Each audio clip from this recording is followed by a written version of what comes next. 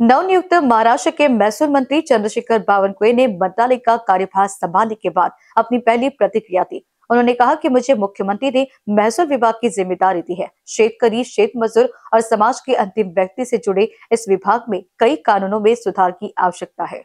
उन्होंने ये भी बताया कि छोटे छोटे कारणों से कई विकास परियोजनाएं अटक गई है, जिन्हें अब आगे बढ़ाने की कोशिश की जाएगी। उदाहरण स्वरूप 86,000 हेक्टेयर जुनपे जंगल की जमीन पर न कोई जंगल था, न ही उसकी पहचान थी, लेकिन अब यह मामला सुप्रीम कोर्ट में है और जल्द ही यह जंगल मुक्त हो जाएगा। आणि आमचे नेते देवेंद्र फडणवीसजींनी मला महसूल खात्याची जबाबदारी दिली आहे आणि या खात्यामध्ये संपूर्ण महसुली जो आमचे कायदे आहेत, ज्या कायद्याने शेतकरी शेतमजुरांना आणि समाजाच्या शेवटच्या माणसाशी संबंध आहे अशा महसुली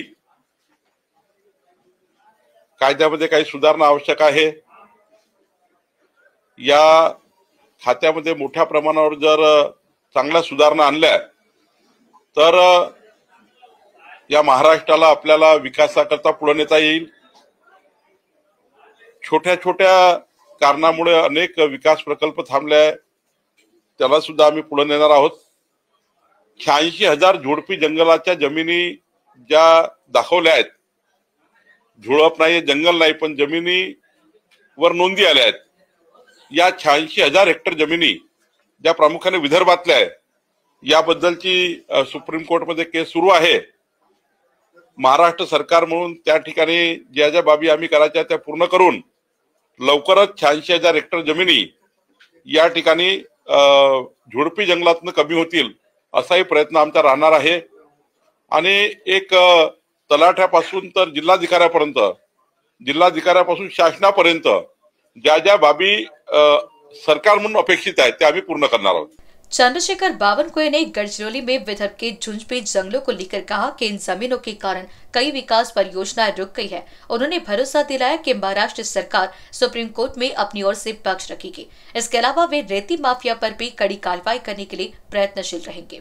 नाही, खरंच आहे की विदर्भ असो की मराठवाडा असो की महाराष्ट्र असो, पण विदर्भातल्या झुडपी जंगल जमिनीमुळे मोठ्या प्रमाणावर विकास प्रकल्प थांबले आहेत।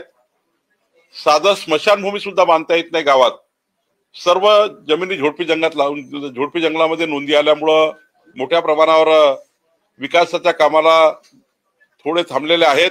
मला विश्वास आहे की पुढच्या 2-3 महिन्यामध्ये आम्ही सुप्रीम कोर्टमध्ये महाराष्ट्र सरकार म्हणून आमची पूर्ण बाजू मांडून या जमिनी सोडू। आणि अनेक प्रकल्प आहेत, त्या ठिकाणी मुद्रांक शुल्काचे प्रश्न आहेत, जमाबंदी आयुक्ताकडे प्रश्न आहेत, शेतीच्या जमिनी मोजण्याबद्दलचे प्रश्न आहेत, रेती बद्दलच्या सुलभ पॉलिसी। आज सुलभ पॉलिसी जी आहे ती देशामधली कुठली पॉलिसी आहे ज्यातनं जनतेला रेती मिळेल, रेती माफिया बंद होतील, रेतीची माफियागिरी बंद होईल, याकरता सरकार विशेष लक्ष टाकणार आहे। म्हणजे माफियागिरीच राहणार नाही महाराष्ट्रामध्ये, यासाठी महाराष्ट्र सरकार म्हणून आम्ही विशेष प्रयत्न करणार आहोत। महसूल मंत्री ने जन सामान्य के लिए महत्वपूर्ण बदलाव की योजना साझा की। उन्होंने कहा कि देश में अब ऐसे बदलाव किए जा रहे हैं जिसके तहत लोग अपने घर से बैठकर ऑनलाइन सभी दस्तावेज प्राप्त कर सकेंगे। इससे जनता का कष्ट कम होगा और विभाग से होने वाली परेशानियां भी समाप्त होंगी। नाही, मी ठरवलं आहे, माननीय देवेंद्रजींशी माझं बोलणं झालं, माननीय मुख्यमंत्री मोदी यांची, देशामध्ये काय काय सुलभीकरण झालं आणि त्यामधलं सर्वात सुलभीकरण काय आहे, म्हणजे जनतेला घरी बसून त्यांचे संपूर्ण डॉक्युमेंट त्याला ऑनलाईन काढता येतील।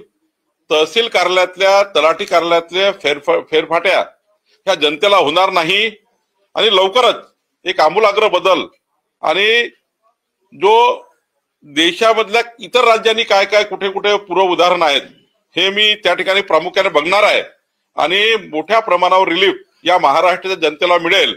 महसुली खात्यामध्ये या ठिकाणी महसुली खात्यामुळे कुणाला त्रास होतो आहे हे काही मी बघू शकणार नाही। निश्चितपणे यातनं तुम्हाला काहीतरी बदल झालेला दिसेल, एक सकारात्मक बदल झालेले दिसतील। चंद्रशेखर बावनकुळे ने कहा कि सरकार के विभागों के बीच विभाजन करते समय यह सुनिश्चित किया गया है कि हर पार्टी को न्याय मिले। उन्होंने मुंबई क्षेत्र में जल संपदा विभाग के तहत कामकाज से सुगमता को लेकर भी सकारात्मक बयान दिया। नाही, खरं तर महत्वाचं असं असतं की जेव्हा अलायन्स सरकार असतं, महायुतीचं सरकार असतं, तेव्हा जे खाते वाटप होतं त्या खाते वाटपामध्ये शिवसेनेला खाते गेले, राष्ट्रवादीला खाते आले, आमच्याकडे जे खाते आले त्यामध्ये आमचे 16 मंत्री आहेत, त्या ठिकाणी आमच्याकडे जे खाते आहेत त्यामुळे आम्ही त्यातलं विभाजन केलं आणि माननीय मुख्यमंत्री महोदयांनी सर्वांनाच न्याय मिळावा आणि एका विभागाला 2 मंत्री असल्यावर अजून जास्त पद्धतीने तो विभाग पुढे जातो असंही कारण आहे। पण जलसंपदा विभागामध्ये प्रामुख्याने उत्तर महाराष्ट्र, मराठवाडा, विदर्भ आणि पश्चिम महाराष्ट्र, कोकण आणि इकडे आपला मुंबईकडला भाग, या सर्व भागामध्ये मोठ्या प्रमाणावर 2 भागात आता हे केल्यामुळं त्याचं सुलभीकरण होईल। पण एक गोष्ट खरी आहे की खाते हे बऱ्यापैकी कमी त्या ठिकाणी असल्यामुळं आणि सारखं त्या ठिकाणी वाटप झाल्यामुळं काही प्रश्न आमच्या समोर आहे, काही प्रश्न शिवसेनेसमोर आहे, काही राष्ट्रवादी समोर आहे आणि त्यामुळे 3 पक्षाच्या सरकारमध्ये थोडं कमी जास्त करावं लागलं म्हणून या ठिकाणी तुम्हाला काही खात्याचं विभाजन दिसत आहे। उन्होंने पालक मंत्री पद के विवाद पर भी बयान दिया और कहा कि भले ही 12 जिलों में मंत्री नहीं है, लेकिन मंत्रालय का कार्यभार इस तरह बांटा गया है कि इस मुद्दे पर कोई विवाद नहीं होगा। नाही, 12 जिल्ह्यात मंत्री नाही आहे, कारण आता शेवटी मी सांगितलं महायुतीच्या सरकारमध्ये थोडंसं होत असणार, पण आम्ही आता जसं खाते वाटपाचा आमचा त्या ठिकाणी योग्य पद्धतीने पार पाडलं, आम्ही सर्व समजदार आहोत। एकनाथजी, अजितदादा, माननीय मुख्यमंत्री आम्ही बसू आणि कुठेही पालकमंत्री पदाबद्दल कुठलाही वाद तयार होणार नाही याची काळजी निश्चितपणे आम्ही घेऊ आणि यामधून आपल्याला उत्कृष्ट पद्धतीने पालकमंत्री पदाची वाटप झालं दिसेल। राहुल गांधी के परभनी दौरे पर चंद्रशेखर बावनकुळे ने कहा कि परभनी में हुई घटना दुर्भाग्यपूर्ण थी और यह आरोपी मानसिक रूप से बीमार है। उन्होंने कहा कि राहुल गांधी का परभनी दौरा सिर्फ राजनीति के लिए है और महाराष्ट्र की जनता उन्हें समर्थन नहीं करेगी। असं आहे की वारंवार माननीय मुख्यमंत्री महोदयांनी सभागृहामध्ये 14 कोटी जनतेला आश्वासित केलं आणि परभणीच्या घटनेमध्ये जे आरोपी आहे तो मनोरुग्ण आहे, त्याला पोलिसांनी तात्काळ अटक केली, पण आता यांना राजकारण करायचं आहे। राजकारणाकरता या ठिकाणी पहिल्यापासनं संविधानाचा त्या ठिकाणी मुद्दा घेऊन यांनी लोकसभेतील राजकारण केलं, आताही राजकारण करताय। खरं तर त्या ठिकाणची घटना दुर्दैवी आहे, पण शासनाने ज्या पद्धतीने माननीय मुख्यमंत्री मोदयांनी दखल घेतली आहे, सारं त्या ठिकाणी करत असताना केवळ राजकारणाकरता दौरा आहे।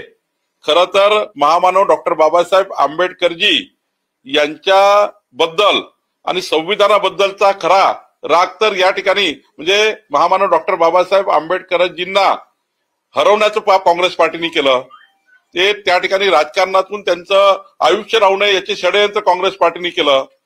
समाजाच्या शेवटच्या व्यक्तीला त्या ठिकाणी बाबासाहेबांनी जो अधिकार दिला, तो अधिकार जो देत असताना अनेक अडथळे काँग्रेस पार्टीने तयार केले। काँग्रेस पार्टीने ते सभागृहात, बाबासाहेब सभागृहात येणार नाही याची त्या ठिकाणी तयारी केली। बाबासाहेबांचं संविधान हे त्या ठिकाणी तोडण्याचं काम काँग्रेस पार्टीने केलं आणि काँग्रेस पार्टीचा आणि राहुल गांधीचा उद्याचा दौरा म्हणजे नौटंकी आहे।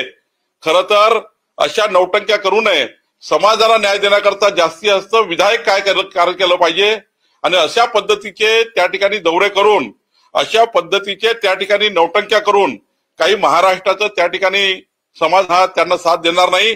आम्ही सर्व मागासवर्गीय समाज, 18 पगड जाती, ओबीसी समाज आणि त्या ठिकाणी बौद्ध समाज असेल, हा सर्व समाज एकत्र आहोत, गुण्यागोविंदांना नांदतो आहे। एखाद्या घटनेतनं त्या ठिकाणच्या दुर्दैवी घटनेतनं त्या ठिकाणी थोडं त्या ठिकाणी वातावरण दूषित झालं आहे, पण निश्चितपणे आमचं सरकार त्या ठिकाणी काम करत आहे।